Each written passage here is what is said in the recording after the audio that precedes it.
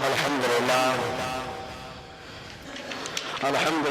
رب العالمين والصلاة والسلام على سيد الأنبياء والمرسلين وعلى آله وأصحابه أجمعين أما بعد. أعوذ بالله من الشيطان الرجيم. بسم الله الرحمن الرحيم. لن تنالوا البر حتى تنفقوا مما تحبون. صدق الله مولانا العظيم وبلغنا رسوله النبي الأمين المتين الكريم ونحن على ذلك لمن الشاكرين والشاكرين والحمد لله رب العالمين. السلام علیکم ورحمۃ اللہ وبرکاتہ. آئیے کچھ موضوع منتخب کاروبار میں برکت کا نزول کیسے ہو اس پر کچھ گفتگو ہو. آئیے پہلے اپنی زبان کو آقا علیہ السلام پر درود و سلام پڑھ کر مشرف کریں اور گناہوں کو بخشوا کر اپنی باتوں کو رب کی بارگاہ میں قبولیت کی ضمانت حاصل کریں. پڑھیں درود پاک صلی اللہ علیہ وسلم وآلہ صلی اللہ علیہ وسلم. صلاۃ و سلام علیک یا سیدی یا رسول اللہ یا حبیب اللہ. صلاۃ دائمۃ بدوام ملک اللہ. صلاۃ باقیۃ بقاء ملک اللہ. ارواحنا فدا صلی اللہ تعالی علیہ وسلم. معزز سامعین کرام، موضوع ایسا ہے کہ آج ہر آدمی کاروبار کرتا ہی ہے، چھوٹا کاروبار ہو چاہے بڑا کاروبار، اور ہر آدمی کی شکایت الا ماشاءاللہ یہی ہے کہ کاروبار خراب ہے، کاروبار خراب ہے. اور ظاہر سی بات ہے، رزاق اللہ تبارک و تعالیٰ کوئی بندہ روزی نہیں دیتا ہے. اللہ تبارک و تعالیٰ نے اپنے ذمہ کرم تمام روئے زمین پر رینگنے والوں کی روزیوں کو کر لیا. وما من دابۃ اللہ وما من دابۃ علی الارض وما من دابۃ الا علی اللہ رزقها. جو بھی دابہ ہے، جو بھی رینگنے والا چلنے والا ہے، اس کی روزی اللہ تعالیٰ نے اپنے ذمہ کرم کر لی. تو جس کی جتنی روزی ہے اتنی مل کر رہے گی. ایک حدیث پاک میں آیا، حضور صلی اللہ علیہ وسلم ارشاد فرماتے ہیں کہ انسان کے نصیبے میں جتنی روزی لکھ دی گئی ہے، جب تک وہ اپنی روزی کھا نہیں لے گا، کما نہیں لے گا، تب تک وہ دنیا سے جانے والا نہیں. تو معلوم یہ ہوا کہ روزی جو اللہ تعالیٰ نے متعین فرمائی ہے وہ مل کر رہی ہے. اچھا ایک بات بتائیں مجھے آپ، روزی کب متعین کی گئی؟ جب بچہ ماں کے پیٹ میں تھا تب متعین کر دیا گیا. اللہ تبارک و تعالیٰ نے ماں کے پیٹ میں ہی بچے کی روزی کو متعین کر دیا. اب پیدا ہونے کے بعد عالم بناؤ یا امام بناؤ یا سیٹ بن جائے بچہ، روزی تو پیدائش سے پہلے ہی اللہ تعالیٰ نے متعین فرما دی. یہ کہنا ہم عالم بنائیں گے تو کیا کمائے گا، حافظ بنائیں گے کیا کمائے گا، امام بنے گا تو کیا کمائے گا، یہ سوچ بدل ڈالو. اس لیے کہ امام اور عالم اور حافظ بننے سے پہلے، پیدا ہونے سے پہلے اللہ تبارک و تعالیٰ نے تمام بچوں کی روزیوں کو ان کی ماں کے اندر متعین فرما دیا. ماں کے پیٹ میں ہے بچہ، روزی لکھ دی جا رہی ہے. اس وقت نہ عالم ہے، نہ حافظ ہے، نہ امام ہے، نہ مؤذن ہے، نہ سیٹ ہے، نہ مزدور ہے، نہ مخادم ہے، کوئی نہیں ہے. اس وقت خالی آدم کی اولاد ہے اور اللہ تعالیٰ نے اس کی روزی کو متعین فرما دیا.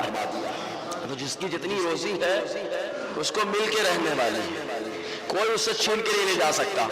کوئی اپنے آپ کو کتنا لگائے کہ ہم ان کی روزی ختم کر دیں، ان کی ختم کر دیں، تم ختم ہو جاؤ گے لیکن روزی دینے والا پروردگار عالم ہے وہ باقی رہے گا، اور وہ بلا شبہ جس کو چاہتا ہے جتنا چاہتا ہے عطا فرماتا ہے نا. لیکن بہرحال برکت کا متلاشی ہے انسان. برکت کی تلاش اور اس کی جستجو میں لگا ہوا ہے انسان کہ ہم کاروبار کرنے سے برکت کیوں نہیں ہو رہی، برکت آخر ہوگی کیسے. تو چند اصول و ضوابط میں بتانے کی کوشش کرتا ہوں. آقا علیہ السلام کی فرمان کی روشنی میں اللہ تعالیٰ مجھے اور سب کو عمل کرنے کی توفیق اور جذبہ عطا فرمائے. پہلی بات، کاروبار میں جھوٹ فساد کا سہارا نہیں لینا. کیونکہ اگر بندہ جھوٹ بولتا ہے، دھوکہ دیتا ہے، دغا بازی کرتا ہے، تو اس سے کاروبار کی برکت ختم کر لی جاتی ہے. لیکن اگر وہی انسان سچائی کا دامن تھامے رہتا ہے، پکڑے رہتا ہے، تو اللہ تبارک و تعالیٰ غیبی طور سے اس کی مدد فرما دیتا ہے. دیکھیں خود حضور صلی اللہ علیہ وسلم بیان فرماتے ہیں، بخاری شریف حدیث نمبر 2082، جس کے راویت حکیم ابن حزام. یہ حکیم ابن حزام وہ ہے کہ جن کے بارے میں متفق علیہ فیصلہ ہے کہ اگر کوئی کعبہ کے اندر پیدا ہوا تو وہ حکیم ابن حزام ہے. یہ حکیم ابن حزام کعبہ کے اندر پیدا ہوئے، یہ متفق علیہ فیصلہ ہے. حدیثیں بتاتی ہیں کہ حکیم ابن حزام یہ کعبہ کے اندر پیدا ہوئے. مولود کعبہ حکیم ابن حزام فرماتے ہیں کہ حضور صلی اللہ علیہ وسلم نے فرمایا، البیعان بالخیار ما لم يتفرقا او قال حتى يتفرقا فإن صدقا وبينا بورك في بيعهما وإن كتما وكذبا محقت بركة بيعهما. حضور صلی اللہ علیہ وسلم فرماتے ہیں جب دو سودا کرنے والے، ایک بیچنے والا ایک خریدنے والا، جب تک جدا نہیں ہوتے تب تک سودے کے بارے میں دونوں کا اختیار باقی رہتا ہے.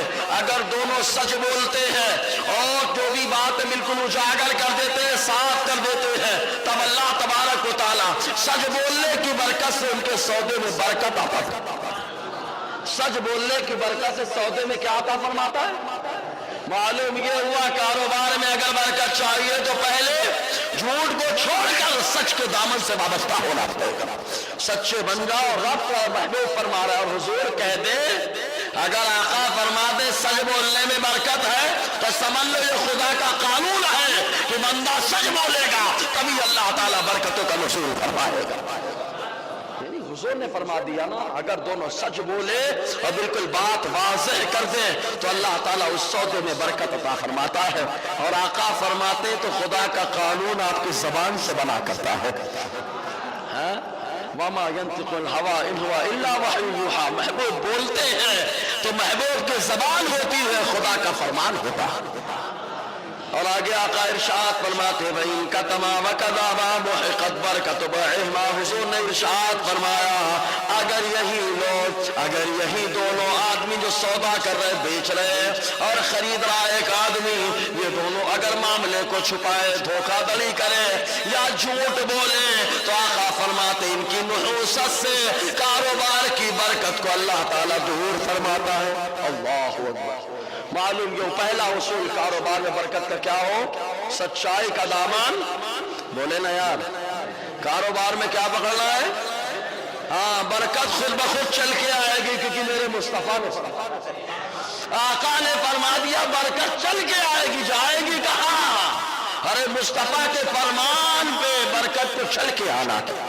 لیکن سچائی کے دامن سے تو وابستہ ہو جاؤ.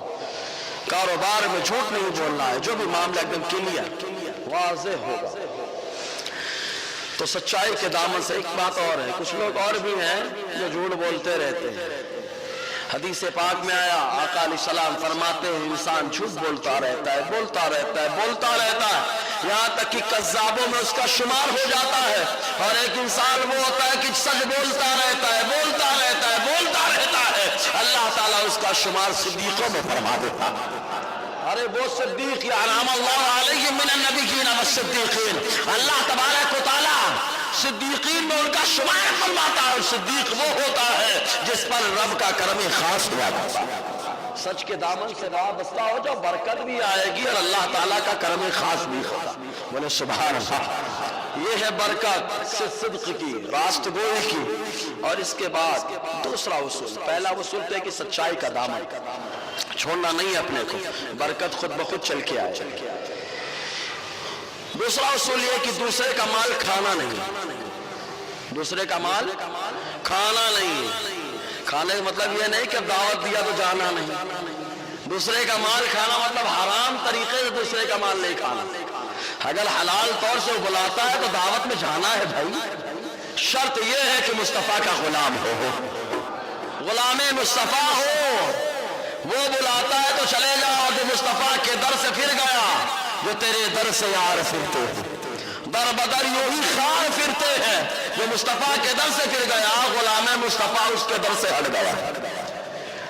تو اب دوسرے کا مال کھانا، ناحق دوسرے کا مال، اب ناحق میں نے پہلے بھی بتایا، اب کورٹ کچہری کا جو معاملہ یہ بھی ناحق مال کھانا ہے، گئے دوسرے کا مال بلا وجہ خرچہ کروا رہے، بلا وجہ پریشان کر رہے، وکیل کبھی نہیں چاہے گا کہ آپ کا فیصلہ ہو، اگر چاہ لے گا اس کی فیس کہاں جائے گی، اس کا کاروبار کیسے چلے گا، اسی لیے اعلیٰ حضرت علی رحمت الرضوان، میرے اعلیٰ حضرت کہاں تک دیکھتے ہو، سبحان اللہ، اعلیٰ فرماتے وکالت کا پیشہ جھوٹ اور فساد پر مشتمل ہوتا ہے، اگر سچائی کا دامن تھام کے کرے تو ٹھیک ہے، ورنہ وکیل کی کمائی لفڑے میں ہے، لفڑے میں اب زیادہ واضح نہیں کر رہا ہوں، وکیل کی کمائی لفڑے میں ہے، تو اس لیے اگر سچائی سے اگر وہ کرتا ہے تو ٹھیک ہے، تو وہ کبھی نہیں چاہے گا، تو ناحق دوسرے کا مال نہیں کھانا، قرض لے لیا تو واپس کرنا ہے، حتیٰ کہ اگر کسی انسان کا مال لے لیا، ہڑپ کر لیا تو واپس کرنا ہے، کیونکہ حضور صلی اللہ علیہ وسلم نے فرمایا اگر کسی کا مال کوئی کھا کر انتقال کر گیا، قبر میں گیا، تب بھی اس کو چین نہیں ملے گا جب تک جس کا مال ہے وہ معاف نہ کر دے، جب تک جس کا مال ہے وہ کیا نہ کر دے، معاف نہ کر دے۔ دیکھیں حدیث پاک شرح الصدور کے اندر بھی یہ حدیث ہے، اس سے پہلے بھی میں نے بتائی یہ حدیث حضرت ابو قتادہ رضی اللہ تعالیٰ عنہ سے مروی حدیث پاک، حضور صلی اللہ علیہ وسلم نے ایک شخص کے بارے میں فرمایا کیا فلاں قبیلے کے لوگ یہاں پر موجود ہیں؟ صحابہ کرام نے عرض کیا ہاں یا رسول اللہ، حضور نے ارشاد فرمایا تمہارے قبیلے کا ایک شخص جنت کے دروازے پر روک دیا گیا۔ کہاں روکا گیا؟ جنت کے دروازے پر، کوئی سیٹ کے دروازے پہ نہیں، رب کے دروازے پہ روکا، جنت کے دروازے پر۔ کس کی وجہ سے روکا ہے؟ صرف اس وجہ سے روکا ہے کہ اس کے اوپر 2 درہم 2 دینار قرضہ تھے اور اس نے قرضہ ادا نہ کیا، اس لیے جنت کے دروازے پر روک دیا گیا۔ میرے نبی مسجد نبوی میں بیٹھے ہیں اور جنت کے دروازے پہ کیا ہو رہا ہے مشاہدہ فرما رہے، صحابہ کو باخبر بھی فرما رہے تھے۔ اب اندازہ لگاؤ صحابہ موجود ہیں مسجد نبوی کے اندر، مصطفیٰ نے بتایا، صحابہ نے بتا دیا دنیا والوں کو، اے دنیا والوں سنو، اگر میرا نبی خیر کی خبر دیتا ہے تو اس کا عقیدہ بنا لینا، یہ تو مصطفیٰ کے غلاموں کا طریقہ ہے۔ اللہ تو آقا علیہ السلام نے فرمایا جنت کے دروازے پر روک دیا گیا خالی 2 دینار کی وجہ سے، اگر کوئی ضمانت لے لے تو اللہ تعالیٰ داخلہ جنت میں فرما دے۔ حضرت ابو قتادہ نے عرض کیا اللہ کے نبی صلی اللہ علیہ وسلم، ارے 2 دینار کی بات ہے، وہ میرا بھائی ادا نہ کر سکا، اب میں اس کے 2 دینار کو اپنے ذمے لیتا ہوں۔ آقا نے فرمایا تم نے ذمے میں لے لیا، اللہ نے اس کا داخلہ جنت میں فرما دیا۔ سوچو 2 دینار میں لفڑے میں پھنس گیا، 1 روپیہ 2 روپیہ، یہ مت سوچو روپیہ کتنا، یہ مت سوچو، یہ دیکھو دوسرے کا حق ہے، یہ دیکھو دوسرے کا حق ہے۔ 2 دینار کی وجہ سے جنت کے دروازے پر روکا گیا۔ یہ دیکھو ایک صحابی ہے جن کا نام حضرت جابر رضی اللہ تعالیٰ عنہ، حضرت جابر، ان کے والد حضرت عبداللہ، بڑی شان والے، بڑے سبحان اللہ، کیا بڑی شان، دیکھو غزوہ احد کا معاملہ ہے، ابھی سویرا نہیں ہوا، رات میں اپنے بیٹے حضرت جابر کو بلاتے اور بلانے کے بعد ارشاد فرماتے ہیں بیٹا جابر تمہاری بہنیں ہیں، اپنی بہنوں کا خیال رکھنا، میرے اوپر اتنا قرض ہے ادا کر دینا۔ دیکھو قرض کو کتنی اہمیت دے رہے ہیں، قرض کو کتنی اہمیت دے رہے ہیں، اسی لیے کہا جاتا ہے آدمی کا انتقال ہو جائے حصے بٹنے میں سب پڑے رہتے ہیں، حصے بٹوا رہے ہیں، ابا کا مال مجھے مل جائے، مجھے مل جائے، ارے ابا کا مال ملے گا لیکن پہلے ابا کا قرض تو ادا کر، ابا کے اوپر قرض ہے وہ تو ادا کر، کیونکہ شریعت کے اندر آدمی کا انتقال ہوتا ہے، اس کی پراپرٹی میں 4 حقوق کا تعلق ہوتا ہے۔ نمبر 1 اس کی پراپرٹی میں سے کفن دفن کا انتظام کرنا ہے، اب مال بچ گیا تو پہلے کیا قرضہ ادا کرنا ہے، کیا کرنا ہے؟ 2 نمبر پہ کیا ہے؟ قرضہ، ابا کا قرضہ بولیں گے قبر سے جا کے لے لو، ابے گدے قبر سے کیا لینا، باپ نے زندگی بھر کمایا، اس کی پراپرٹی پہ قرضہ کر رہا ہے، قرضہ ادا کرنے کا انتظام ہے، کیسا بیٹا ہے؟ 1 نمبر پہ کفن دفن، 2 نمبر پہ کیا ہے؟ زور سے بولے۔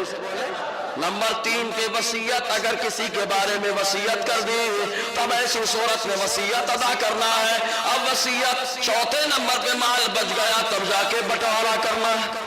4 نمبر کا معاملہ تو حضرت جابر رضی اللہ تعالیٰ عنہ کے والد حضرت عبداللہ اپنے بیٹے جابر سے فرماتے بیٹا جابر تمہاری بہنیں چھوٹی چھوٹی ان کا خیال رکھنا. انہوں نے اپنی بہنوں کے خیال کے پیش نظر ایک مطلقہ عورت سے شادی کی تھی.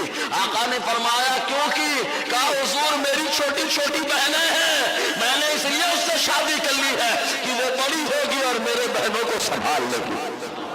معلوم یہ ہوا لڑکی شادی میں خالی اپنا خیال مت کرو کہ لڑکی ہم کو سنبھالے گی, ہم کو سنبھالے گی. یہ بھی سوچ لو ہماری بہنوں کو سنبھالے گی, ہمارے باپ اور ماں کو سنبھالے گی. ایسی خاتون کو چن کر لانا صحابہ کی سنت مبارکہ. آقا علیہ السلام کے صحابی حضرت عبداللہ نے فرمایا بیٹا جابر بہنوں کا خیال رکھنا. انہوں نے خوب خیال رکھا. پھر فرمایا بیٹا میرے اوپر لوگوں کا قرض ہے, قرض ادا کر دینا. اور یاد رکھو میں اس لیے کہہ رہا ہوں کل جب جنگ چھڑے گی تو سب سے پہلے میں ہی شہید ہوں گا. سب سے پہلے کون؟ زور سے بولے یار, کون کہہ رہے ہیں؟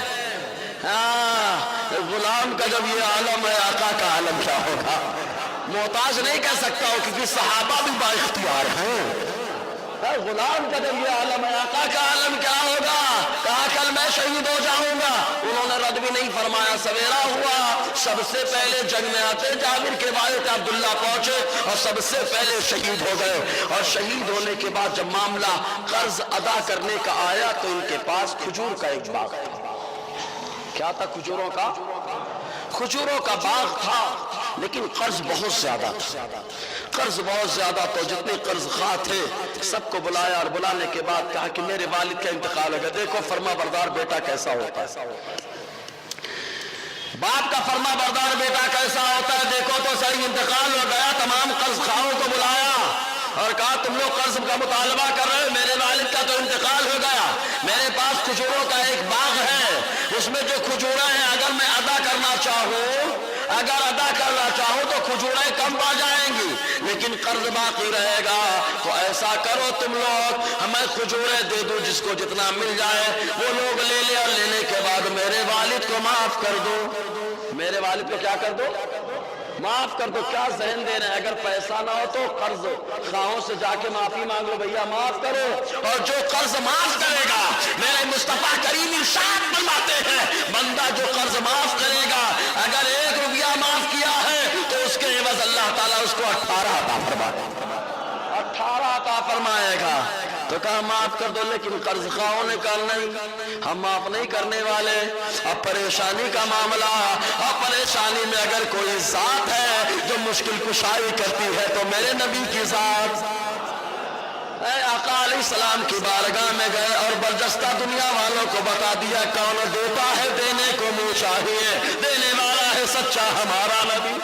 آقا علیہ السلام کی بارگاہ میں پہنچنے کے بعد عرض کیا, اور یہ بخاری شریف حدیث نمبر 2395 حدیث کا خلاصہ, جس کے راوی حضرت کعب ابن مالک کے بیٹے ہیں, وہ حضرت جابر سے روایت کرتے حضور کے پاس آئے اور آنے کے بعد آقا علیہ السلام کی بارگاہ میں عرض کیا اللہ کے نبی صلی اللہ علیہ وسلم میرے والد کے اوپر قرض تھا, وہ انتقال کر گئے, لیکن میرے پاس جو مال ہے وہ مال کم ہے, قرض زیادہ, اور قرض خواہ معاف کرنے کے لیے تیار نہیں ہے.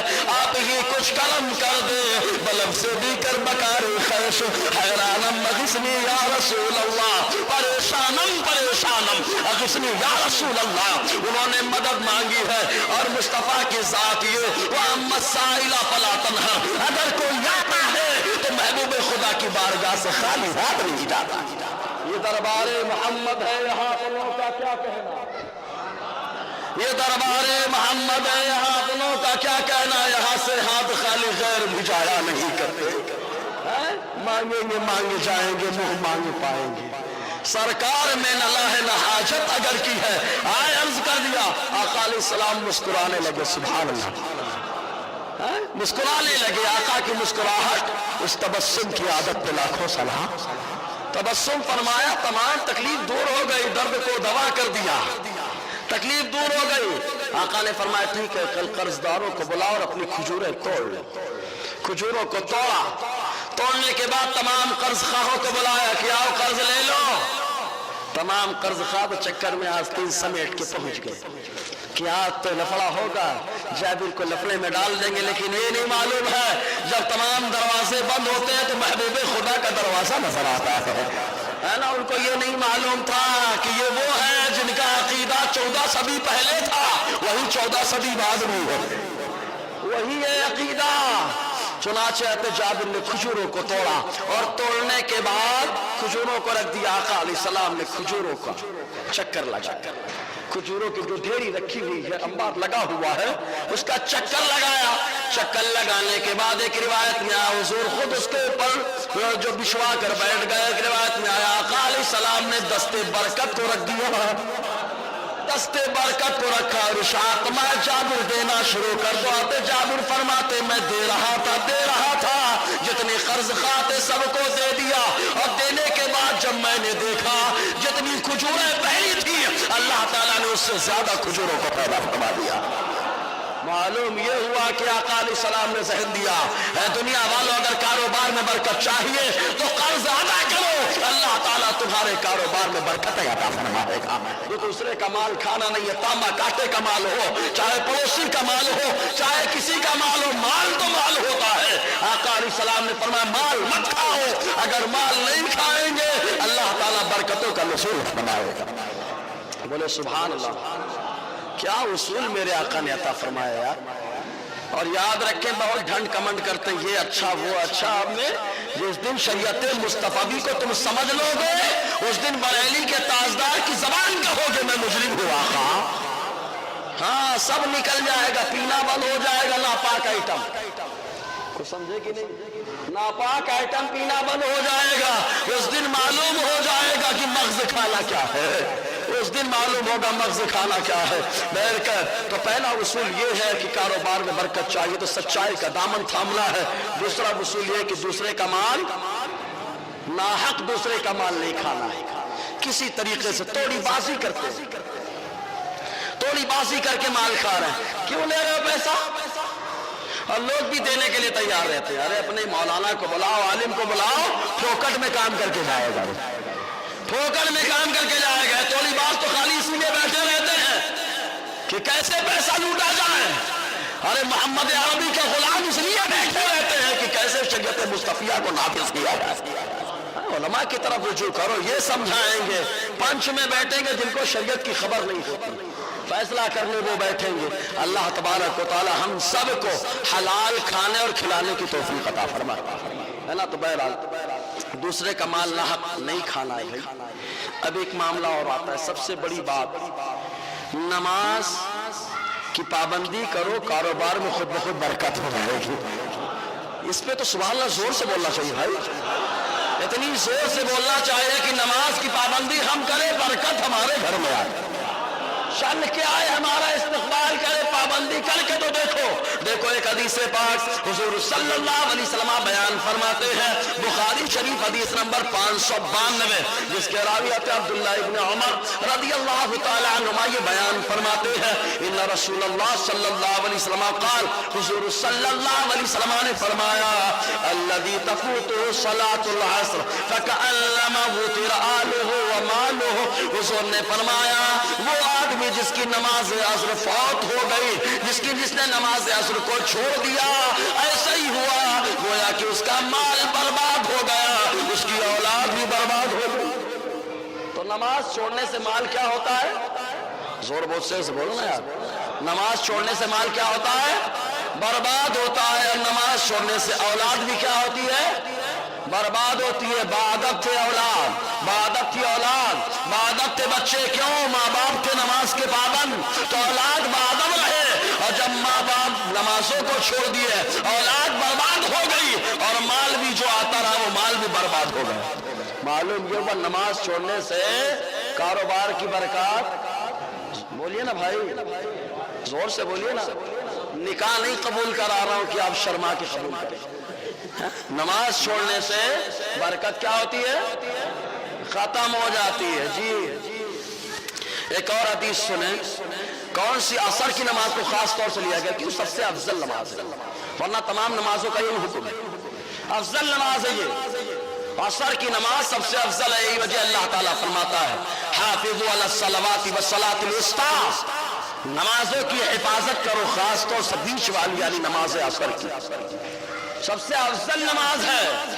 یہی وجہ کہ حضرت علی نے افضل نبی کے لیے افضل نماز کو قربان کیا، افضل نبی کے لیے افضل نماز کو قربان کیا، اور میرے نبی نے بتایا کہ جس نے افضل چیز کی قربانی دی ہے اس کے واسطے سورج بھی لوٹ آتا ہے۔ مولا علی نے ماری تیری نیند پر نماز، مولا علی نے ماری تیری نیند پر نماز، وہ بھی عصر جو اتنی اعلیٰ خطر کی ہے نا۔ تو آقا علیہ السلام ایک دوسری حدیث پاک میں ارشاد فرماتے ہیں، ایک صحابی ہے جن کا نام ابو الملیح، یہ بیان فرماتے ہیں ہم لوگ بریدہ اسلمی کے ساتھ ہیں، یہ وہی بریدہ اسلمی ہے کہ ہجرت کے موقع پر حضور کو گرفتار کرنے آئے، لیکن رخ مصطفیٰ کو دیکھا تو محبت مصطفیٰ میں گرفتار ہو گئے، ہے نا، دیکھ کے گرفتار ہو گیا آقا کی محبت میں۔ تو یہ ایک غزوے میں گئے تھے، جنگ میں گئے تھے، اور اس جنگ میں جب پہنچے تو وہ دن جو تھا بدلی کا دن تھا، بڑی بدلی تھی۔ تو انہوں نے کہا بکروا بصلاۃ العصر، ارے نماز عصر جلدی سے پڑھ لو، نماز عصر کہیں فوت نہ ہونے پائے، جلدی سے پڑھ لو۔ فإن النبي صلی اللہ علیہ وسلم قال من ترک صلاۃ العصر فقد حبط عمله، حضور نے ارشاد فرمایا جس نے جان بوجھ کر نماز عصر کو چھوڑ دیا اس کا کام خراب اور برباد ہو گیا، اس کا کام خراب اور کیا ہو گیا۔ ہم دوسرے کو تانا دے رہے ہیں، ہمارا کاروبار توڑ رہا ہے، ہم خود اپنے کاروبار توڑنے کے ذمہ دار ہیں۔ ہم لوگ اگر آقا علیہ السلام کے فرمان پہ عمل کرتے تو اللہ تبارک و تعالیٰ تو رحمتیں ہمارے کارخانوں میں جھما جھم نازل فرماتا، بارشوں کی طرح، بارش کے قطرات کی طرح اللہ تعالیٰ کی رحمتیں برکتیں ہم کو اپنی آغوش میں لے لے۔ اب اس کے بعد ایک چیز اور ہے، وظیفہ۔ حضور صلی اللہ علیہ وسلم نے بڑے پیارے پیارے وظیفے عطا فرمائے، سبحان اللہ۔ گھر کی بندشوں کا بھی وظیفہ دیا ہے، کاروبار میں برکت کا بھی وظیفہ عطا فرمایا۔ ہم لوگ ادھر ادھر پریشان رہتے ہیں، اور آج کل پاکھنڈی لوگ تو خوب لوٹتے ہیں، پاکھنڈی سمجھے گی نہیں سمجھے گی، ہاں خوب لوٹتے ہیں، اور ہم لوگ خوش رہتے ہیں ان لوگوں سے، بہت خوش رہتے ہیں۔ مسجد میں دینے کی توفیق نہیں ہوتی کہ اللہ تعالیٰ فرماتا ہے ایک دو تم کو 10 گنا عطا کروں گا۔ یہاں رب کا وعدہ ہے، یہ جھوٹا نہیں ہو سکتا، ادھر کا وعدہ جھوٹا ہو سکتا ہے۔ ان کے بھروسے ہم لوگ پڑے ہیں، ایک دم پاکھنڈی لوگ لوٹ رہے ہیں، ہم لوگ لوٹنے کے لیے تیار ہیں۔ یہ رہبر نہیں ہے، رہزن ہے جو لوٹنے کے لیے بڑے ہیں آگے۔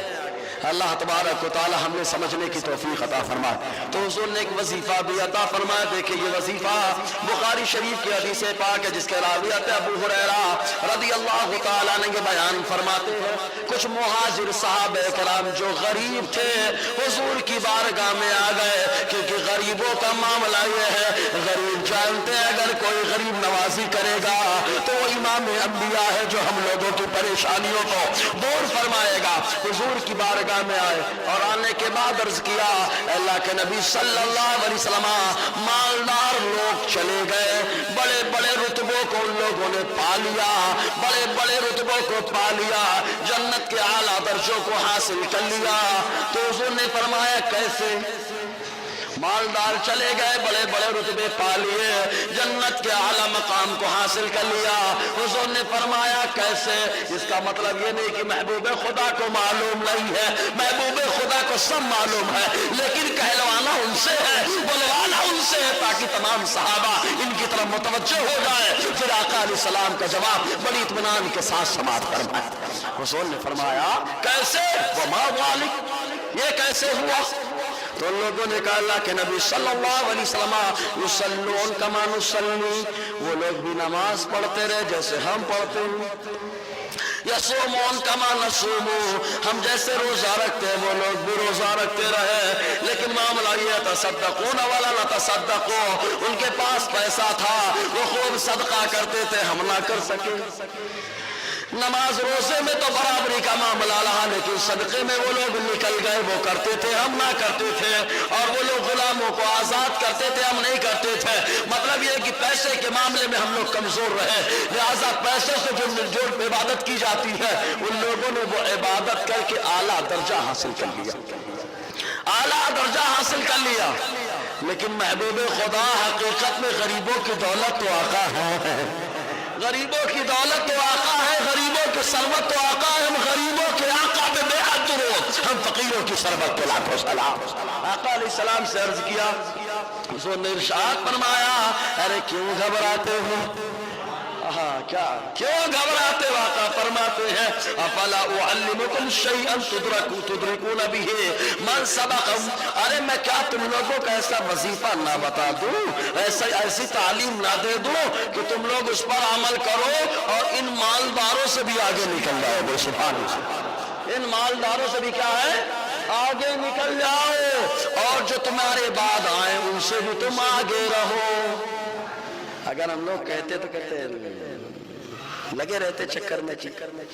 लेकिन आका अलैहिस्सलाम ने सहाबा से फरमाया खुशी, और सहाबा ने अपने लिए नहीं पूछा, बता दे रहा हूं, सहाबा कराम ने उम्मत की गमखारी के वास्ते उम्मत के लिए पूछा, उम्मत के वास्ते पूछा। आका अलैहिस्सलाम ने फरमाया सुनो वजीफा।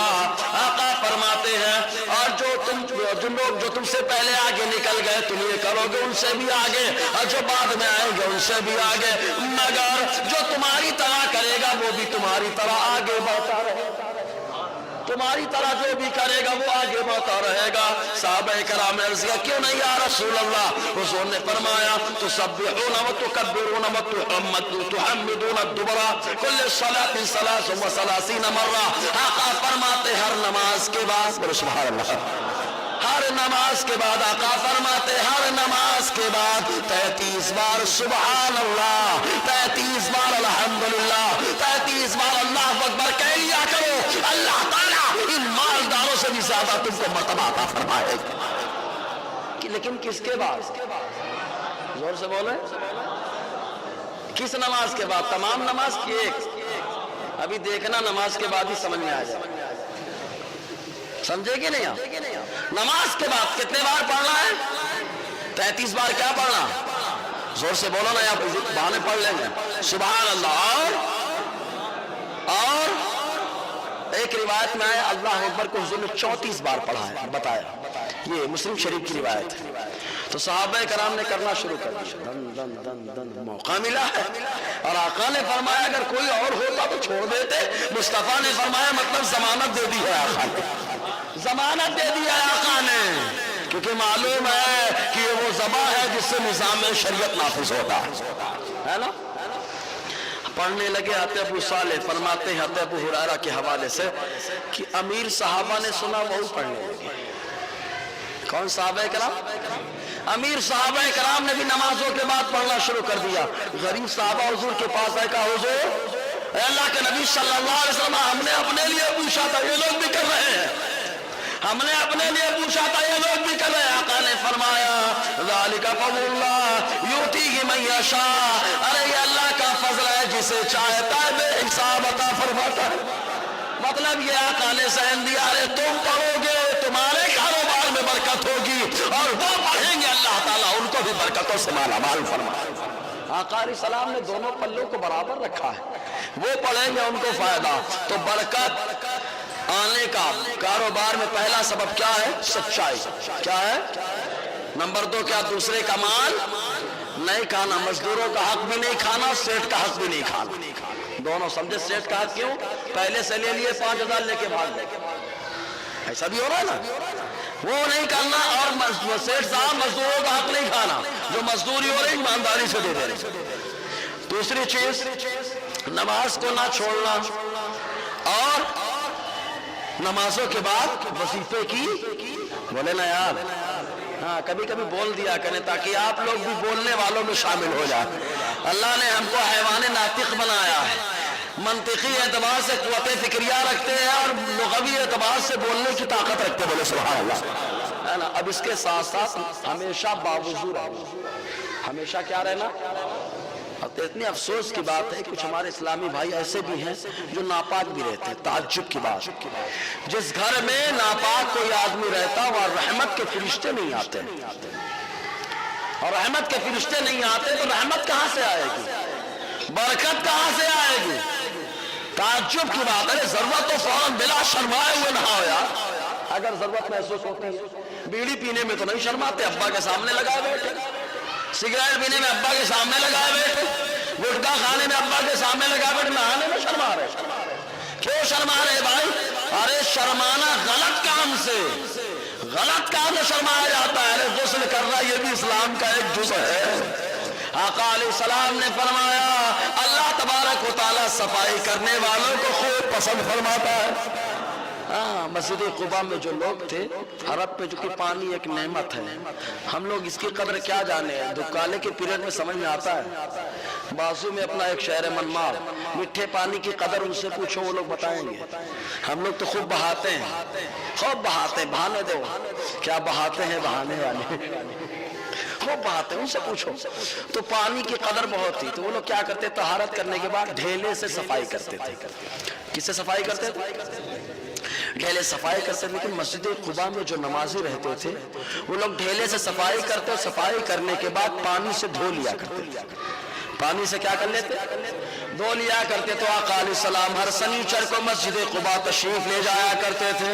جب حضور صلی اللہ علیہ وسلم تشریف لے گئے، لے جانے کے بعد حضور نے پوچھا اے مسجد قباء والو، تم لوگ پاکی کیسے حاصل کرتے ہو؟ صحابہ نے پوچھا اللہ کے نبی صلی اللہ علیہ وسلم آخر پاکی حاصل کرنے کے بارے میں آپ امام سے کیوں پوچھ رہے ہیں؟ حضور نے فرمایا اس لیے ارے تم لوگ پاکی حاصل کرتے ہو، قرآن میں پروردگار عالم تم لوگوں کی تعریف کر رہا ہے، رجال یحبون ان یتطہروا۔ اللہ تعالیٰ فرماتا ہے مسجد قباء کے اندر ایسے نمازی آتے ہیں جو خوب صفائی کو پسند کرتے ہیں۔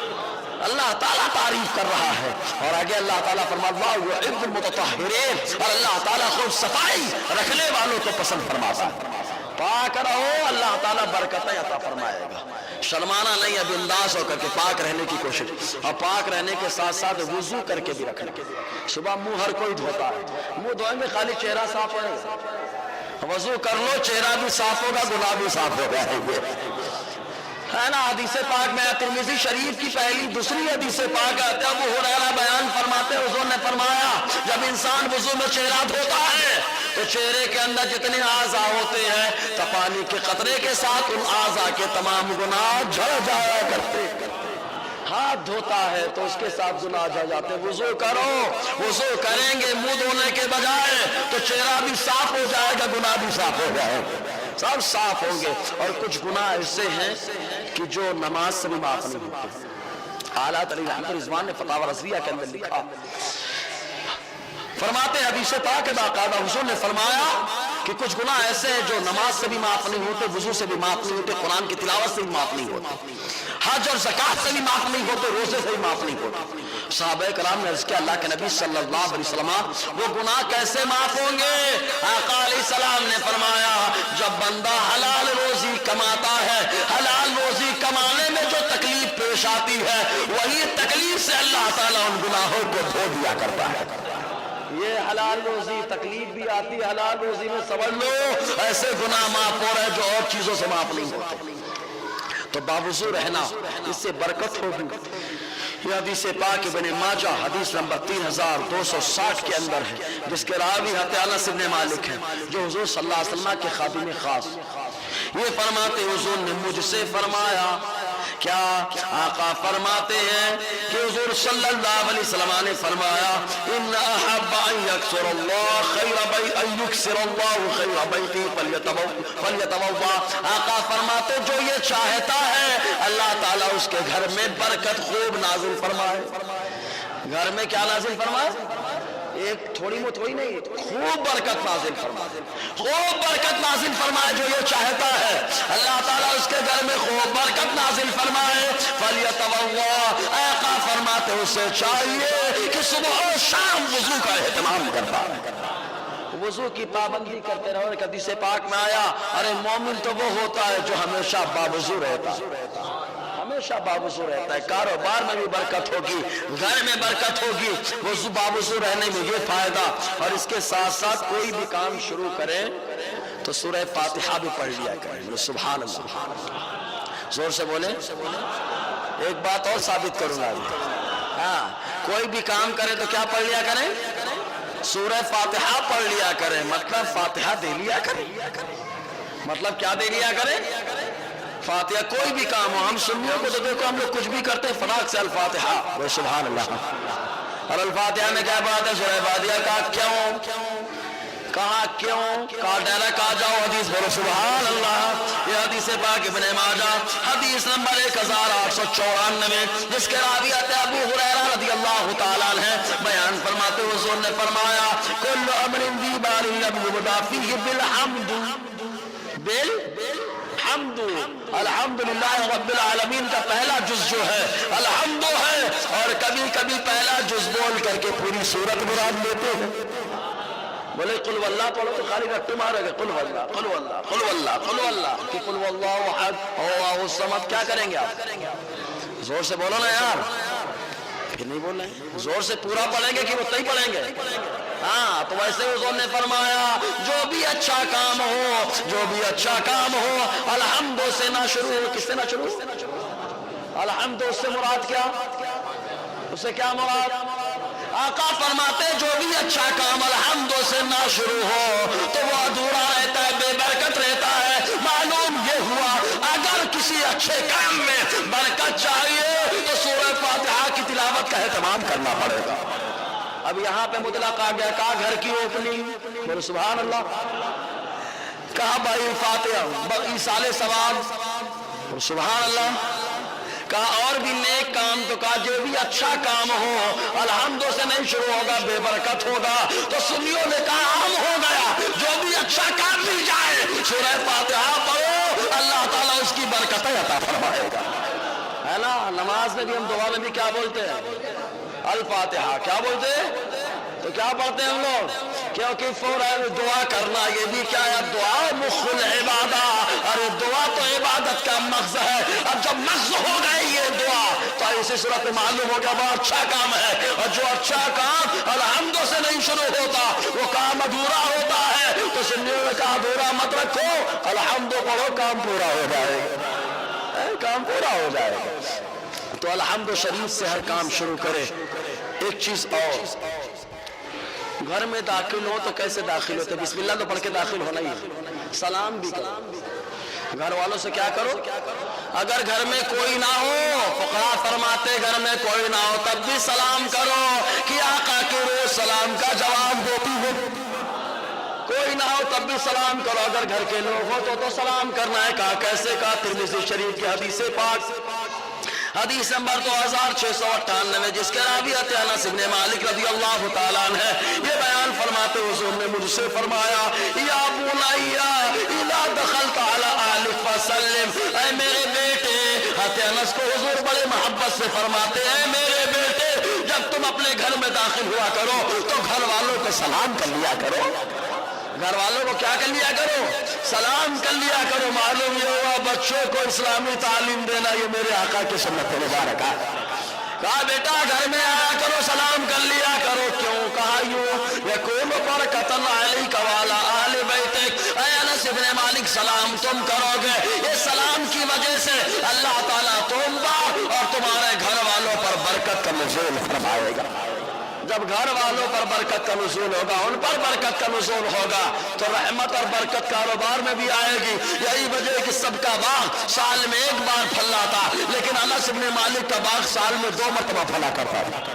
2 بار پھلا کرتا تھا. اور ایک یہ بھی بات معلوم ہوئی، سلام کرو برکت ملے گی. بولو نا یار سبحان اللہ. سلام کرو اور سب سے نہیں اپنوں سے. کس سے کرنے گا؟ اپنوں سے سلام کرو. کیا ملے گی؟ ارے بابا کہا اپنوں سے سلام کرو برکت. تو کہا امتی سب کچھ تو ہمارے نبی ہے، سب کچھ تو ہمارے نبی کا. اپنوں سے سلام کرو برکت ہوگی. کہا مصطفیٰ سے سلام کرو اللہ تعالیٰ برکتوں کے دریا بہا دے گا، برکتوں کے دریا نازل فرمائے گا. تو معلوم یہ ہوا گھر میں داخل ہو بسم اللہ پڑھ کر، اور بسم اللہ کے ساتھ ساتھ کیا کرنا ہے؟ گھر والوں کو کیا کرنا ہے؟ اب نماز کے بعد ہی عادت ڈال لیں، آج ہی سے شروع کر دو. شروع کریں گے نا انشاءاللہ. جتنے لوگ عمل کریں گے بھائی آپس میں ہم لوگوں کو ثواب ملے گا کہ نہیں ملے گا؟ ہاں تو آج سے شروع کر دیں. اس کے علاوہ صدقہ کرنا. صدقہ کریں کاروبار میں کیا ہوگی؟ اب ہر آدمی کے پاس پیسہ تھوڑے نہیں ہے، نہیں رہتا نا. مولانا لوگ جب صدقہ بولتے لوگ سمجھتے ہیں چندہ کی بات چالو کر دیا، یہ چندہ والے چندہ کی بات چالو کر دیا. اب تو مولانا لوگوں سے زیادہ عام لوگ چندہ کرتے ہیں. مولانا بیچارے بدنام ہو گئے. اچھے مولانا چندہ کرنا پسند نہیں کرتے. کیوں؟ معلوم ہے یہ کچھ بھی آ گئے किसी की भी बुक छपवाएंगे और चंदा करेंगे बदनाम मौलाना, यानी बदनाम मौलाना का मौलाना ही तो बदनाम करना है। अल्लाह अकबर, तहकीक करो उसके बाद चंदा दो ताकि ढकोसले करने वाले बंद हो जाए इनका चंदा। समझे कि नहीं आप? अल्लाह ताला हम सबको तहकीक का जज्बा अता फरमाए। जो भी आए, जो भी ताल्लुकात के डायरेक्ट बोलना काजी अहले सुन्नत की तस्दीक लेके आओ, भागो यहाँ से। समझे कि नहीं? आके डायरेक्ट इमाम साहब को थमा देंगे, इमाम साहब चंदा करना है। अब इमाम साहब मना करे तो फंसे, ना चंदा का ऐलान करे तो फंसे। सही बात है कि नहीं?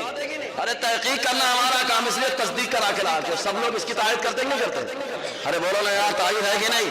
और ना हो तो आपका मसला है, मैं तो कहता हूँ भाई तस्दीक करा के लाओ तो चंदा होगा, ना भागो यहाँ से, नहीं देंगे हम चंदा। अल्लाह ताला हमें समझने की तौफीक अता फरमाए। बहरहाल सदका, सदका जब बोलते हैं डायरेक्ट दिमाग जहन घुरी जाता है माल पानी की तरफ।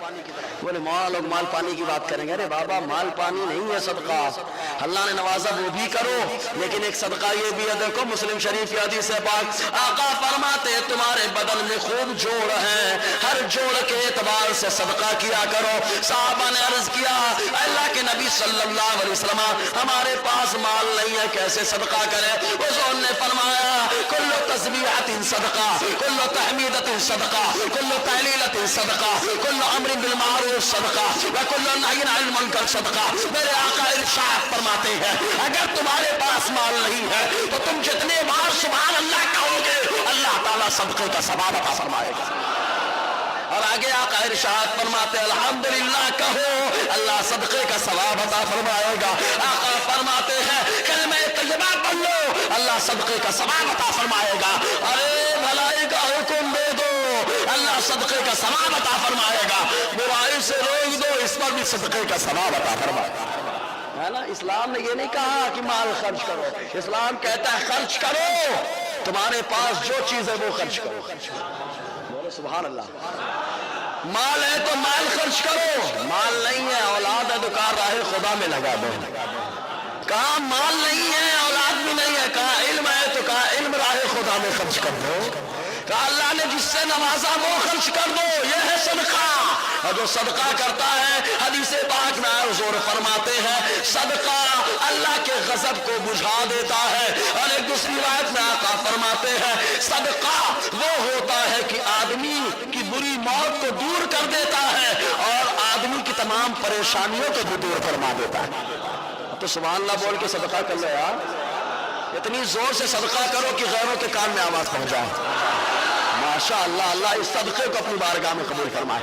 देखिए सदक़े की क्या शान, बस खाली एक हदीस तरगीब व तरहीब के अंदर है जिसके रावी आते अबू उमामा बाहिली रज़ी अल्लाह तआला अन्हु है। हदीस नंबर 1351 फरमाते हुज़ूर ने फरमाया दखल रजुल जन्ना, एक शख्स जन्नत में दाखिल हो गया और जब जन्नत में गया फरा मकतूबन अला बाबिहा, तो जन्नत के दरवाजे पर लिखा देखा, अल्लाह ताला ने लिख दिया था क्या अस्सदक़तु बिअशरि अमसालिहा, अरे जो एक सदका करेगा अल्लाह ताला 10 गुना अता फरमाएगा। एक बार बोलो सुभान अल्लाह। कितने का सवाब? कितने का? कहा 1 रुपया दिए कितने का सवाब? कहा 10 दिए तो आप कितना करके जाते हो आपके हाथ में है ना? सुभान अल्लाह, बोलो सुभान अल्लाह। और अगर कोई परेशान था बेचारे ने कर्ज मांग लिया, लेकिन कर्ज लो तो वापस करो, पहले बता चुका मैं। कर्ज लिए तो वापस करो, अगर जरूरत है वो मांग रहा है बेचारा कर्जा, तो जो कर्ज दे रहा है अल्लाह ताला उसको कितना अता करता है? वल कर्ज बिसमानियत आशर, आका फरमाते जो कर्ज देगा अल्लाह ताला उसको 18 गुना ज्यादा अता फरमाएगा। है ना? ये है कारोबार में बरकत चाहिए तो ये सब करना पड़ेगा। हदीस पाक और कुरान की आयतें बहुत है, इंशाअल्लाह आगे गुफ्तगू होती रहेगी। अल्लाह ताला हम सब के कारोबार में खैर और बरकत का नुज़ूल फरमाए, हलाल रोजी कमाने का जज्बा अता फरमाए। जो लोग सुन्नत न पढ़े सुन्नत पढ़े। अस्सलामु अलैकुम व रहमतुल्लाहि व बरकातुहू।